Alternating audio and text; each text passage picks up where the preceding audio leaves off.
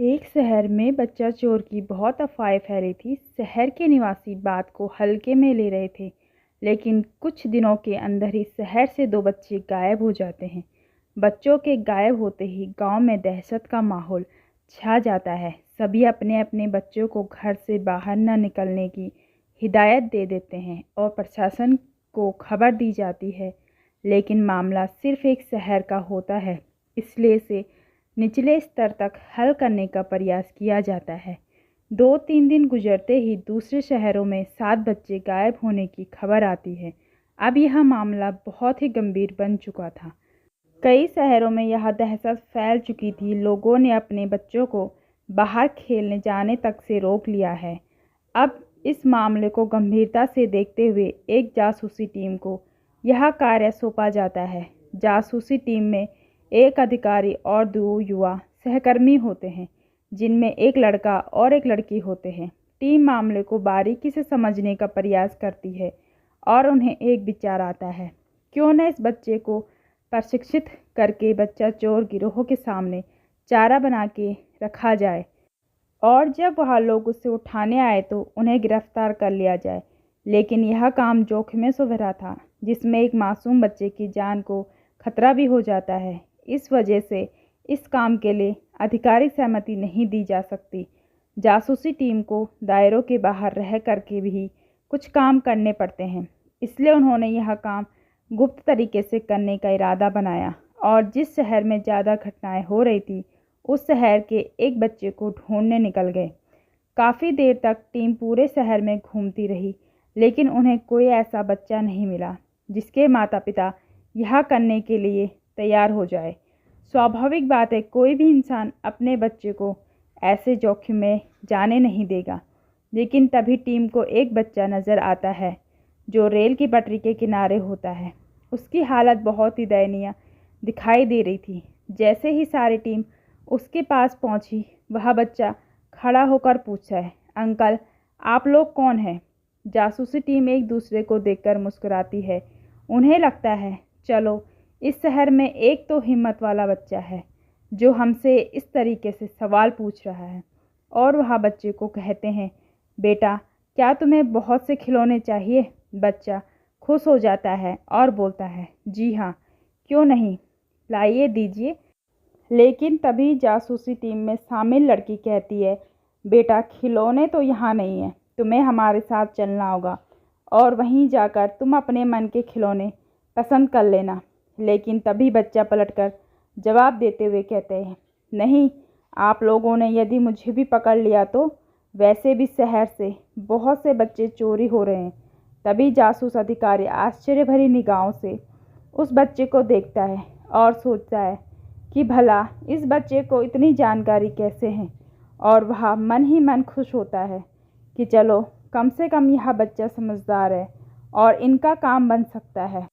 और लड़की मुस्कुराते हुए कहती है, अरे नहीं बेटा, हम तो उसी बच्चा चोर को पकड़ने जा रहे हैं और इस काम के लिए हमें किसी बहादुर बच्चे की मदद चाहिए। तभी वह लड़का पलटकर कहता है, मुझे बहादुर तो यहाँ कोई भी बच्चा नहीं मिलेगा आपको, मैं आपकी मदद कर सकता हूँ। बच्चे की इतनी बहादुरी वाली बात सुनकर जासूसी टीम के हौसले बढ़ जाते हैं और वह बच्चे को लेकर अपने अनुसंधान केंद्र पहुंचते हैं। अंदर आते ही बच्चा चारों तरफ ताज्जुब के साथ देखता है और पूछता है, इतनी बड़ी बड़ी मशीनें और यहाँ कंप्यूटर आप लोगों ने क्यों लगा रखे हैं? जासूसी टीम के अधिकारी बच्चे से कहते हैं, बेटा, अंदर चलो, तुम्हें सब पता चल जाएगा। अंदर पहुंचते ही वह बच्चे को कंप्यूटर में एनिमेशन के जरिए सारी योजना को समझाने का प्रयास करते हैं। बच्चा बहुत होशियार होता है, वह जल्दी से सभी बातों को समझ जाता है। दरअसल उसे बच्चा चोर गिरोह की जगह का पता लगाना है, लेकिन उसके लिए उसे ऐसी जगह घूमना होगा जहां से वह बच्चा चोर उसे उठाकर ले जाए, और इस दौरान बच्चे के कपड़ों में जीपीएस ट्रैकर लगा होगा और वहां जहां जहां बच्चे को लेकर जाएंगे, जासूसी टीम को सारी सूचना पता चलती जाएगी और योजना के अनुसार बच्चे को उसी जगह पर ले जाकर खड़ा कर दिया जाता है जहां से पिछले ही 2 हफ्ते में बच्चे गायब हुए थे। बच्चा काफ़ी देर तक सड़क में टहलता रहता है और थक करके वही सड़क के किनारे बैठ जाता है। वहीं थोड़ी ही दूर जासूसी टीम भी उस बच्चे के ऊपर नज़र रखे हुए थी। सुबह से शाम हो जाती है लेकिन उस बच्चे के पास कोई नहीं आता और जासूसी टीम निराश होकर अपना सेटअप बंद कर देती है और धीरे से गाड़ी बच्चे के पास ले जाने लगती है। लेकिन जैसे ही वो लोग बच्चे के पास पहुंचते हैं, बच्चा वहाँ नहीं होता। सारी टीम चिंता में आ जाती है। तभी जासूसी टीम के अधिकारी टीम के बाकी सदस्यों को आदेश देते हैं, जल्दी से वापस अपना सेटअप स्टार्ट करो और जीपीएस से उसकी लोकेशन ट्रैक करके देखो। वह बच्चे को अभी ज़्यादा दूर तक नहीं ले गए होंगे। लेकिन जैसे ही वह जीपीएस ट्रैक करने के लिए लैपटॉप खोलते हैं, उनकी चिंता और बढ़ जाती है क्योंकि ट्रैकिंग ख़त्म हो चुकी थी और अब उन्हें भी नहीं पता था कि वह बच्चा कहाँ है। और यहाँ दूसरी तरफ वह बच्चा गाड़ी की डिक्की में होता है। उसकी आंखों में पट्टी बंधी होती है।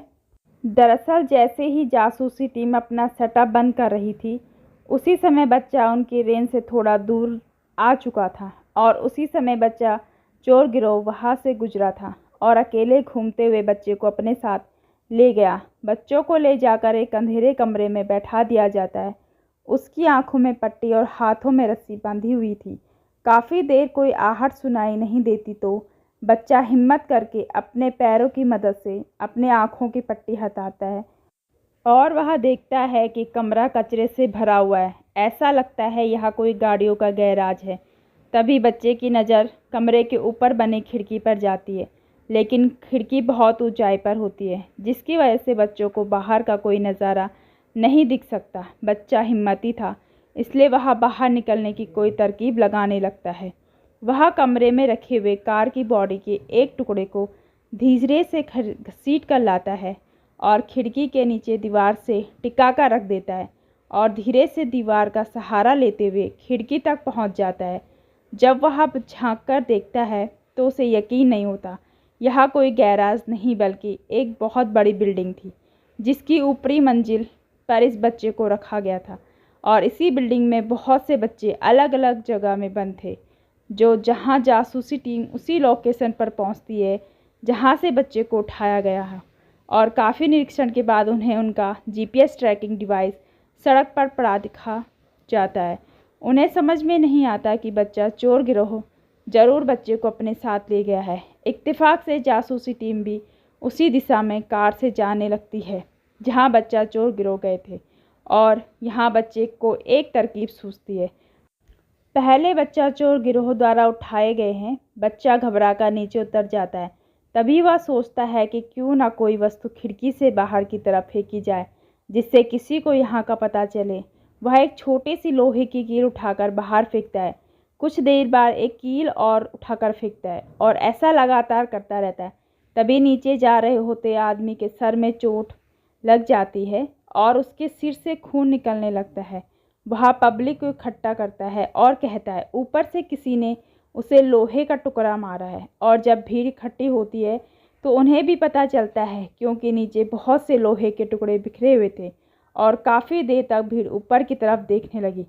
तभी उसी खिड़की से एक टुकड़ा और नीचे गिरता है और भीड़ को पता चलता है कि किस कमरे से यह हरकत की जा रही है।